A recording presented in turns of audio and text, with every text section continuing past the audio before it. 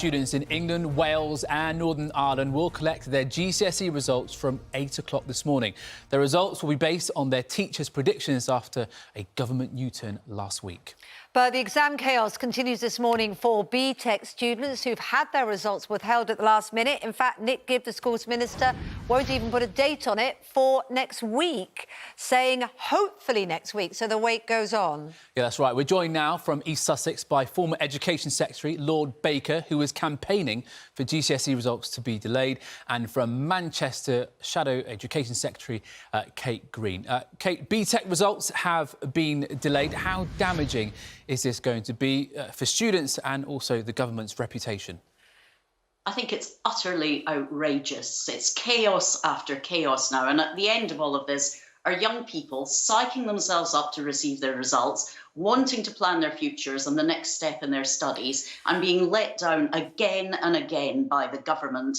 And now to hear not only that the results that were due today are delayed until we don't know when, that some of the results received last week might have to be reviewed and adjusted, and that young people still don't know, therefore, what they should do next, I think is absolutely shameful. They are in the middle of an utter fiasco that is in no way of their making. Kate Green, you know, we all know it's shameful, we all know it's terrible, we all feel sorry for the youngsters, but what would Labour have done differently? I know you've called for Gavin Williamson to resign. Ofqual have put their messaging out to say he was warned. People like Sir John Coles, former director of the Department for Education, has come forward and said, I warned Gavin Williamson that this system they had in place wasn't going to work. So what would you have done differently? And please don't just say we'd have got it organised, because it's the detail of how to do that that's hard. Would you have listened to the people that were telling Gavin Williamson it would have been OK? Or what would you have done differently? Well, Kate, as you say, there have been a series of warnings for the government. It now turns out, as you say, that John Coles was warning about problems with the process last month. I'd like to see the correspondence that he had with the department and the Secretary of State, because it seems his warnings were ignored. We could see from the Education Select Committee report that there were going to be some concerns. Ministers should have acted on those concerns. We thought they had. It now turns out they hadn't. So what would you have done differently? Would you have earlier on thought, no, we'll just go with the teachers? Would you have made that decision earlier on? Because there were concerns that that wasn't fair either, that, you know, there could be situations but where personalities are involved, where, you know, some schools might have disrupted teaching, for instance, where teachers haven't been there and got to know the children, they're new, you know. Which decision would you have gone for? Well, first of all, when you were given warnings about the algorithm, if we'd been in government, if I'd been Secretary of State, I would have looked at those warnings. I would have said, can we address these concerns in the algorithm in time to mark these students' work fairly? If the expert advice was, yes, you can make corrections to the algorithm, and it's entirely possible that they could have been made. For example, there was no need to say that smaller groups and smaller classes would be omitted from the calculation, then perhaps that should have been adjusted and a fairer set of assessments based on the algorithm could have been achieved. If that isn't possible, if the advice was you can't do that, Secretary of State, then as we called for straight after the A-level results came out, when it became clear there were no other options, then you rely on the teacher-assessed grades. And we have been saying that for a week now. It took the government several more days of hanging around, leaving young people in limbo before they were forced to that U-turn.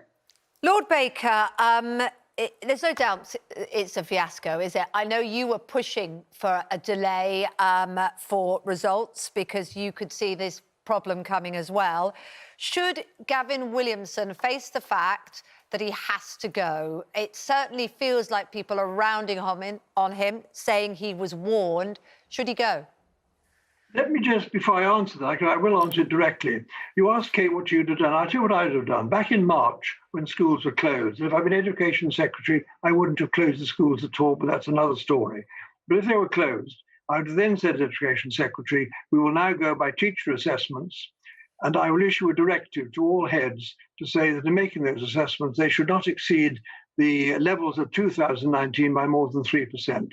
I would have not involved Ofqual at all.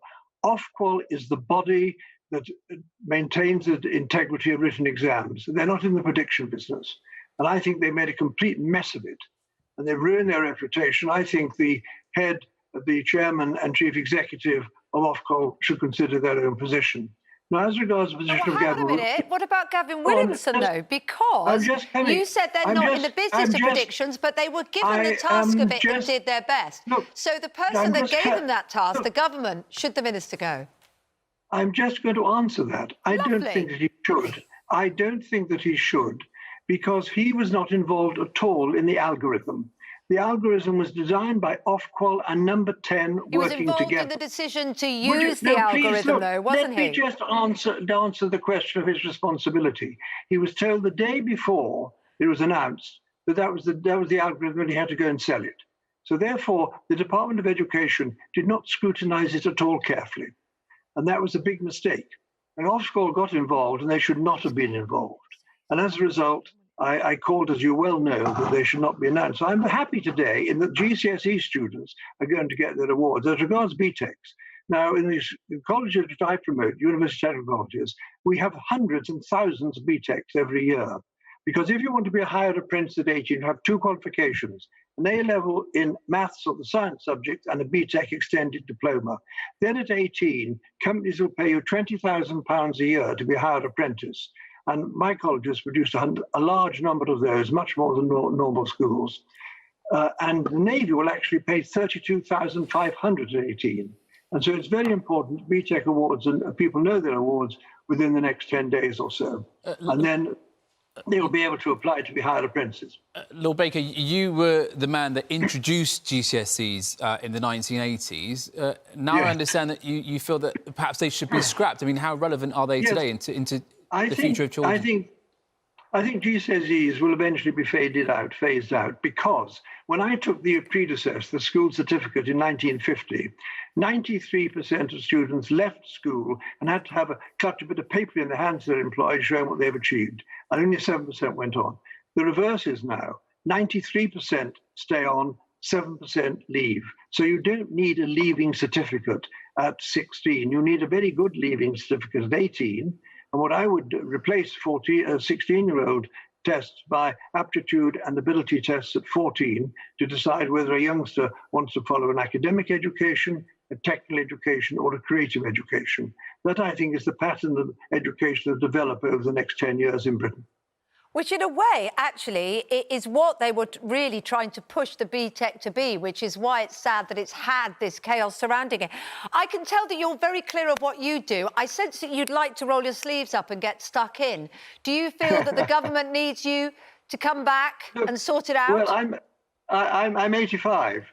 But I spend a lot of my time now promoting university technical colleges. We've got 48 of them with over 15,000 students, and they are transforming the life chances of many disadvantaged children. There's no question about that, because we have hardly any unemployed leavers, because they've got employability skills. They've learned to work in teams. They've made things with their hands. They've designed things on computers. They've fixed things. They've solved problems. That bit of education has missed out in Britain. It's got to come back in a big way. I tell you one thing that I bet you don't miss about being in that position. And I noticed that Spitting Image is coming back, and it made us remember fondly how you were depicted on the original Spitting Image. Do you remember that? Indeed. Depicted as a absolutely. slug.